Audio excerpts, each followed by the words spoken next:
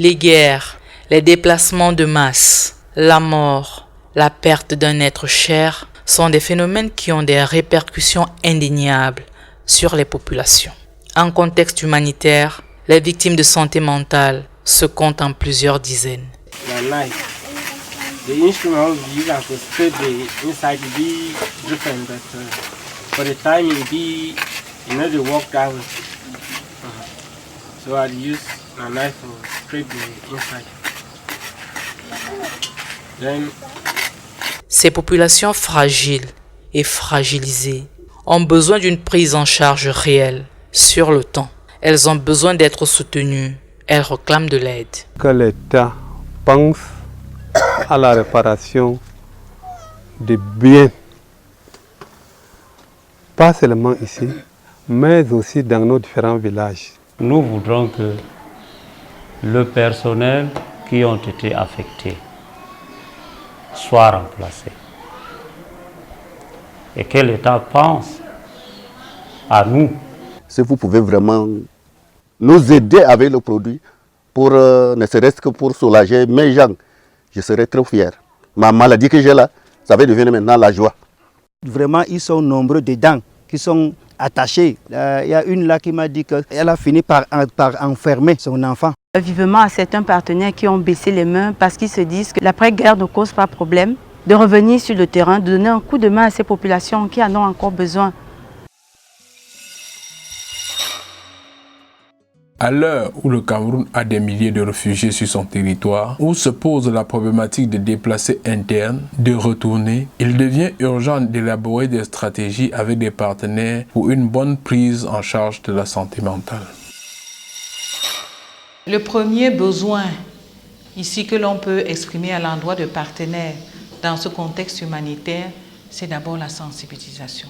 Au niveau du camp, nous faisons des sensibilisations, mais la sensibilisation, il faut aller plus loin et aller vers des sensibilisations de porte à porte et aussi aller vers la réintégration de ces cas qui sont en train d'être stabilisés. Il faudrait que cette population puisse savoir que le contexte humanitaire encore entraîne un certain type de troubles du comportement. On a encore des retournés là qui reviennent se plaindre de l'environnement qu'ils ont connu avant, qui n'est plus ça. Et quand ils repartent là-bas, ils disent on nous demande de retourner, mais pour y faire quoi? En termes de ressources humaines, en termes d'infrastructures, il faut vraiment qu'on mette en place un dispositif national qui, à terme, devrait pouvoir offrir les services de santé mentale en routine, je dis bien en routine, qu'au niveau du centre de santé communautaire en périphérie, vraiment dans la zone opérationnelle, là, que ce service-là soit intégré dans le paquet minimum d'activité et que les populations en bénéficient au quotidien. Qu'il y ait cet échange sur le terrain avec les différents membres de la communauté, que ce soit avec le groupe religieux, les groupes religieux, que ce soit avec les tradipraticiens, que ce soit avec les psychiatres et les sujets également. Il faudrait qu'une plateforme soit mise sur pied. Que ce soit le personnel des forces armées, que ce soit même les familles de ceux qui ont perdu la vie dans ce contexte-là. Toutes ces personnes-là sont des personnes à risque de développer une problématique de santé mentale. Une problématique de santé mentale à court, moyen, long terme. Donc c'est pour ça que la population doit être sensibilisée par rapport à cette problématique et savoir que toutes les personnes qui vivent directement ou indirectement cette situation doivent être soutenues, doivent être encadrées, doivent vraiment bénéficier d'un encadrement particulier et vraiment bénéficier d'une prise en charge en santé mentale, qu'il y ait une symptomatologie parlante ou pas. Savoir quand même que ceux-là sont traumatisés, peuvent être traumatisés et ont besoin d'une certaine assistance. Les maladies mentales se développent dans la durée. Il est donc nécessaire de bien définir les besoins afin d'apporter une réponse efficace pour réduire le nombre de cas non traités et éliminer les obstacles qui empêchent les malades de bénéficier des soins adaptés. Pour ces cas de maladie mentale qui se développent actuellement, il faut à tout prix, n'est-ce pas, apporter cette réponse, n'est-ce pas, à cette période précise. Parce qu'avec le temps, il y aura, n'est-ce pas, des complications qui vont se développer. Il y aura même l'entourage de chaque individu malade qui pourra, n'est-ce pas, prendre un coup. Et du coup, ça sera, n'est-ce pas, une façon, n'est-ce pas, de diffuser cet état de mal-être ou bien ces maladies mentales dans la communauté. Et le pire, c'est que de génération en génération, n'est-ce pas, cet état perdure. Au sein de cette population, vraiment, il y a ce qu'on appelle un peu un trouble d'adaptation, des gens qui étaient tranquilles et qui subitement voient des étrangers qui arrivent. Et eux-mêmes ont vu des incursions, ont été aussi des victimes. Donc, ce qui fait que vous avez toute une population comme ça, pratiquement qui vit dans la peur, et qui quelque part a quand même besoin d'un accompagnement. Donc ici, forcément, on n'a pas une population de malades mentaux, mais on a une population de personnes qui ont des problèmes de santé mentale, c'est-à-dire de mal-être. Les malades sont aussi victimes de violations des droits humains, de stigmatisation et de discrimination.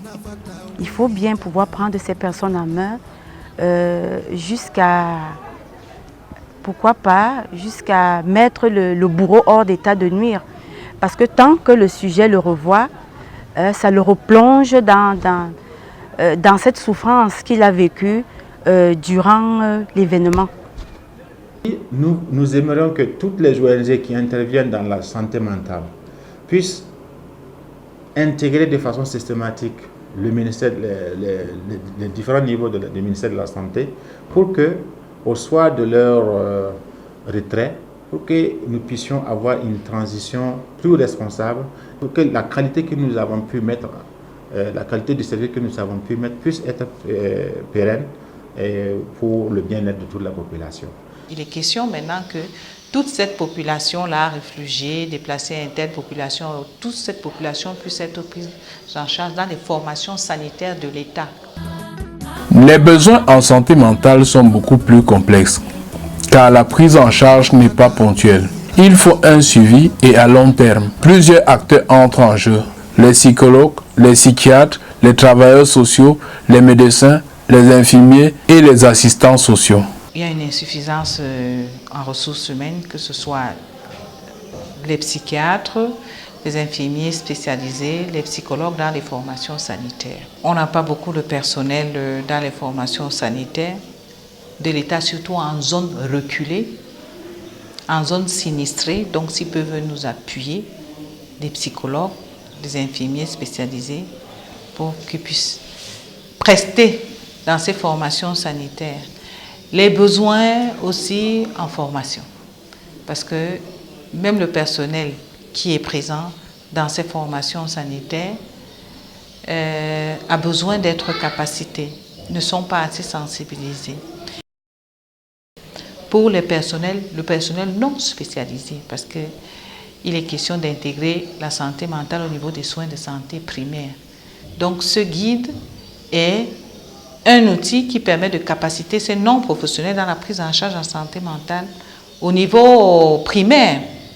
Donc, nous avons besoin de ces partenaires-là pour nous aider à mettre à disposition ce guide, nous aider à faire des formations.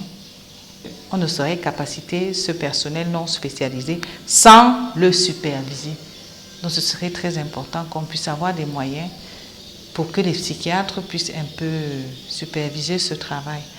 Il faut former le personnel là-bas, il faut le capaciter, il faut disponibiliser le guide, il faut superviser, que nous les psychiatres, donc, on se déplace pour faire des supervisions. Les molécules ne sont pas disponibles et ils n'ont pas assez de moyens, surtout en ce qui concerne les déplacés.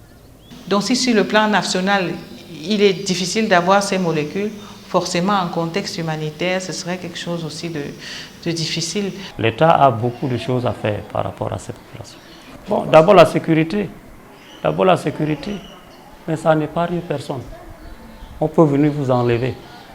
Qui va vous aider? Déjà, c'est très important d'assurer la sécurité aussi de ce personnel parce qu'on a vu des hôpitaux, effectivement, dans des zones reculées, dans des zones de conflit, où tout le personnel mais de santé est parti à cause de l'insécurité qui y règne.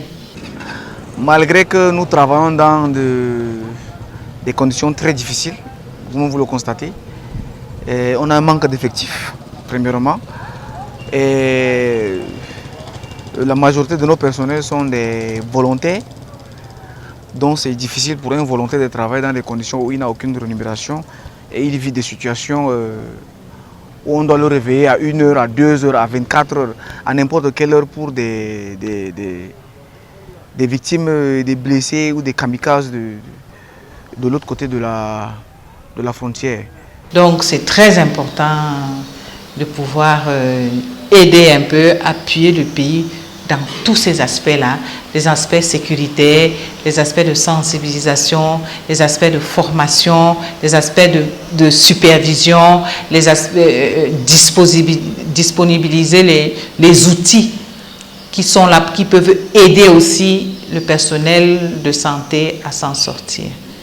Donc si nous apportons une réponse adéquate maintenant, je pense qu'il y a fort à espérer que le phénomène peut-être ne sera pas éradiqué, mais au moins aura diminué de manière sensible.